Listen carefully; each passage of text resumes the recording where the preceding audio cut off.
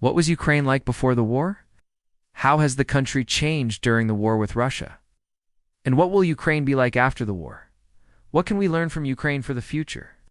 This is a special episode of a geography lesson. For the war, Ukraine was the largest country entirely in Europe. It was also the largest country by population in Europe and the second largest country by area in Europe after Russia. The country had a population of over 44 million people. It was divided into 25 regions or oblasts and one city with special status. Kyiv, the capital and largest city in Ukraine, is also called Kyiv, and it has about 3 million people living in it. Ukraine was a very agricultural country. Much of its land was used for farming. We're the largest producer of sunflower oil and the second largest producer of corn in the world.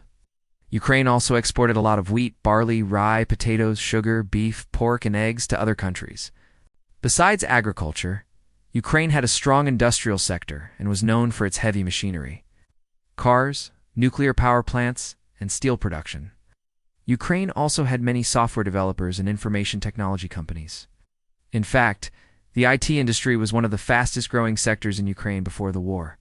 Ukraine's economy was heavily dependent on trade with other countries, especially European Union members. About 2/3 of Ukraine's exports went to the EU. As a result of this, Ukraine was strongly integrated into the European economy. In 2013, Ukraine signed an agreement to eventually become a member of the European Union, but that process was slow. Many Ukrainians wanted to join NATO, the North Atlantic Treaty Organization. This would have made Ukraine closer aligned with the United States and other Western countries.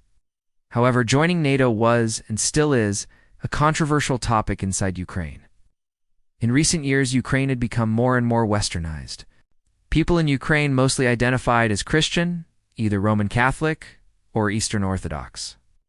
Only about 7% of the population identified as Russian Orthodox, which is the branch of Christianity mostly associated with Russia.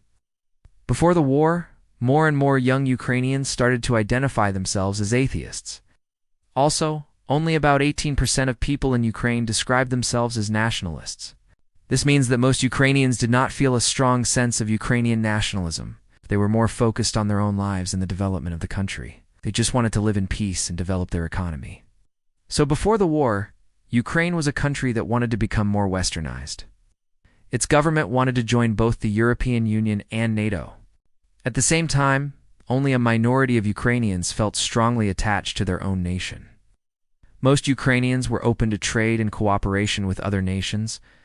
They were interested in developing their economy and improving their living standards. But then the war with Russia started. Since then, Ukraine has completely changed. Now, the entire country is focused on one thing: surviving the war and kicking out the Russians. The agricultural sector has been completely destroyed. Factories are no longer producing consumer goods. They are making military equipment instead. All able-bodied men have stayed in the country to fight against the Russians. Those who could escape, did escape, mostly to Poland and Germany, and now Ukraine has lost about a quarter of its population. Also, the government has become much more nationalistic. Now all Ukrainians are united in their goal to defeat the Russians. Ukraine is no longer a country that wants to be more westernized. Now, Ukraine is a country that wants to be free, and when the war is over, Ukraine will need to rebuild the entire country.